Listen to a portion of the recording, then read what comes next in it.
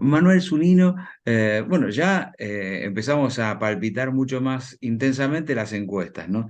¿Qué es lo que están midiendo en este trabajo? ¿Cómo estás, Carlos? Bueno, lo primero que evaluamos siempre son las preocupaciones, las demandas sociales, lo que hoy está poniendo en tela de juicio y preocupando a la ciudadanía. Lo que vemos en primer lugar es que las cuestiones económicas, el combo de inflación y precios de alimentos y bienes de consumo básicos, y por otro lado los ingresos de la familia, los salarios, o sea, en resumen, lo que le ingresa todos los meses a una familia y lo que tiene que gastar para subsistir es como el gran combo de lo que preocupa hoy a la ciudadanía en general. En segundo lugar aparece la inflación y estoy hablando tanto a nivel nacional como a nivel provincia de Buenos Aires. Bien, entiendo que en estas preocupaciones del público, ¿no? Notan una diferencia entre lo que le preocupa a la gente en Capital Federal, ¿no? Y lo que le preocupa a la gente en el resto del país. Sí, sí, sobre todo en la ciudad de Buenos Aires y en lo que sería el AMBA, el ámbito metropolitano de la capital federal y el Gran Buenos Aires. Las principales preocupaciones tienen que ver con lo económico. Esto se nacionaliza hace tiempo, hace por lo menos un año, pero también aparece la preocupación por la seguridad muy fuerte en los grandes centros urbanos. Bueno, te pregunto también, y a la hora de medir posibles candidatos, porque claro, en la próxima semana recién sabremos quiénes serán postulantes o precandidatos en la PASO, ¿no? A la hora de medir, ¿qué están notando? Hay como una particularidad en este proceso electoral que tiene que ver con que todos los dirigentes nacionales presidenciables hoy tienen más imagen negativa que imagen positiva. Esto no se daba en otros procesos electorales y estoy hablando de todos los espacios, de Juntos por el Cambio, Bullrich, Larreta, Milei, Guado de Pedro, Scioli, los posibles candidatos presidenciables tienen una imagen mayormente negativa, lo que les pone cierto techo a sus posibilidades electorales. Esto hace que ninguno tenga la posibilidad concreta de ganar en una primera vuelta, o por lo menos sumar todo el capital necesario para ganar con claridad en una primera vuelta. Ahí sí, quizás el que tiene más una ventaja comparativa respecto al resto es Guado de Pedro, porque tiene niveles de conocimiento más bajos, o sea, todavía hay un 30% de los argentinos que no tiene una imagen formada o definida de él, o sea, dentro de ese segmento puede crecer. Es el que más posibilidades tiene de crecer, es el candidato más joven de los posibles presidenciables y no tiene el desgaste que arrastran todos los demás competidores. ¿Y en cuánto crees que lo podría condicionar el peso de ser el candidato de Cristina? Le serviría muchísimo si hubiera un eventual paso.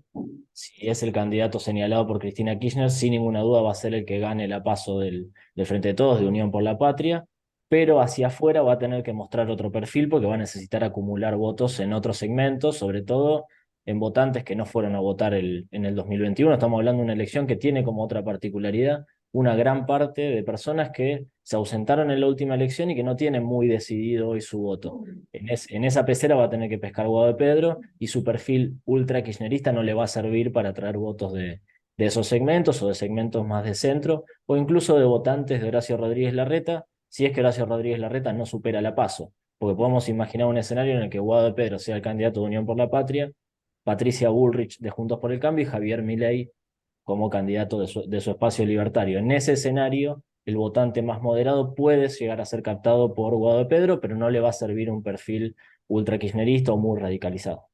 Bueno, siempre hablamos que este tipo de sondeos, ¿no? Obedecen o nos grafican una foto de un momento. Evidentemente el escenario puede ir cambiando, sobre todo por la situación que vive la Argentina en el clima político y en el clima social. Lo de Jujuy, lo de Chaco, evidentemente puede modificar el escenario electoral. Sí, totalmente. Es como vos decís, es una foto, uno puede ir viendo la película, cómo se fue desarrollando hasta acá, quiénes son las figuras que fueron emergiendo y que van ganando terreno, que van adelantándose unos pasos al resto, pero todo lo que pase cada uno de los días, de acá al armado de lista o al conocimiento de las listas y hacia la paso, que son, a ver, el tiempo es corto, pero en política pueden pasar muchas cosas y eso se hace mucho más extenso, va a definir la elección. Estamos hablando de una elección muy competitiva, muy reñida. Hoy Juntos por el Cambio está 2 puntos arriba que el Frente de Todos, que Unión por la Patria, y la figura de Javier Milei acumulando casi un tercio, no llega a ser un tercio, pero que va a terminar definiendo la balanza. Así que creo que va a ser una elección atípica en este sentido, en la cual los detalles van a terminar definiendo los resultados y al ganador. Samuel, te quiero preguntar por la provincia de Buenos Aires. ¿Qué tomaron para medir? Digamos, cuáles fueron las figuras que tomaron para medir y un poco qué notás de esa radiografía que nos muestra.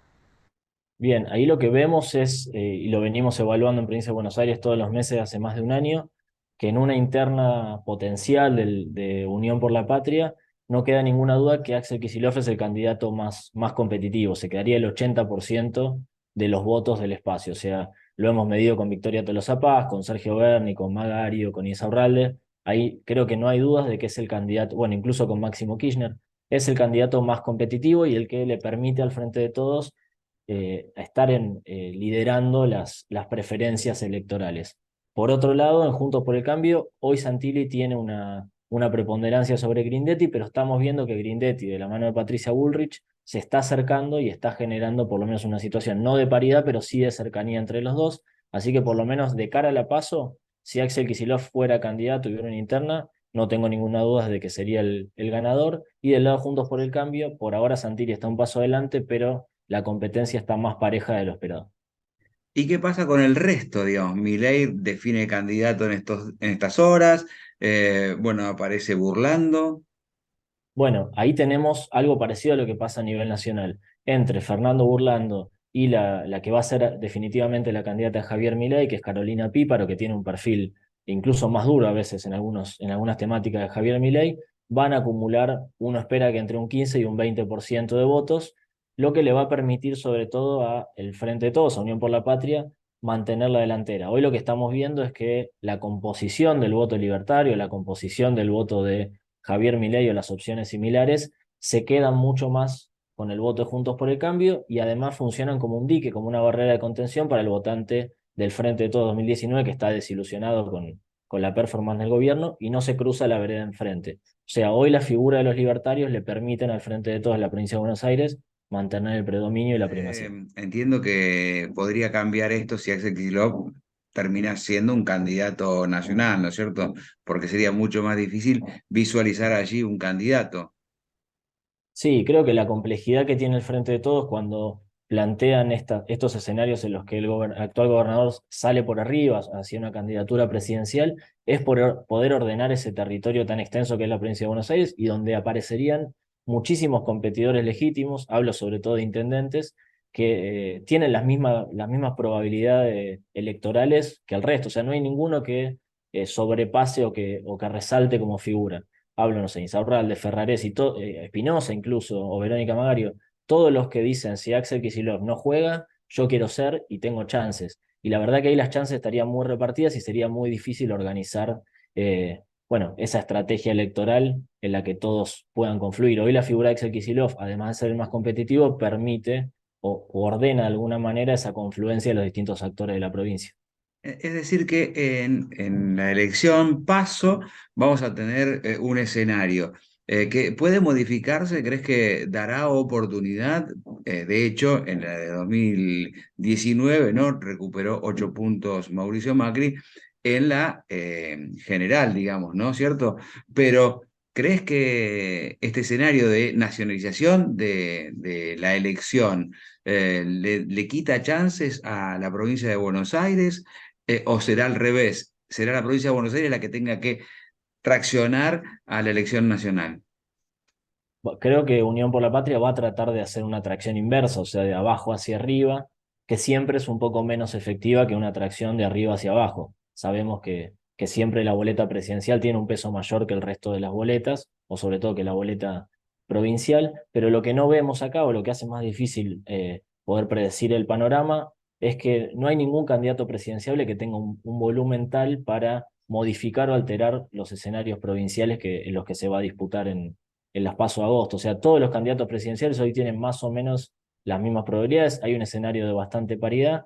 Después sí, respecto a tu pregunta post-PASO, lo que seguramente sucede es que el voto de Burlando o el voto de la candidata de Milei, en alguna medida, al ver que sus candidatos no son los más competitivos, no quedaron con chance de competir por la gobernación, migren hacia los dos principales candidatos que suponemos que serán Kicillof y Santilli, buscando cierta utilidad del voto. O sea, utilizarán esta idea del voto útil para apostar por uno de esos dos candidatos y tratar de jugar a que alguno de los dos ganes o que pierda el otro, porque también hay un componente de voto antiperonista en la provincia clásico que quizás en las PASO vote al candidato de Milei, pero al ver que no tiene chances, se vaya a Santilli o a Grindetti, quien sea el candidato de Juntos. Eso va a pasar.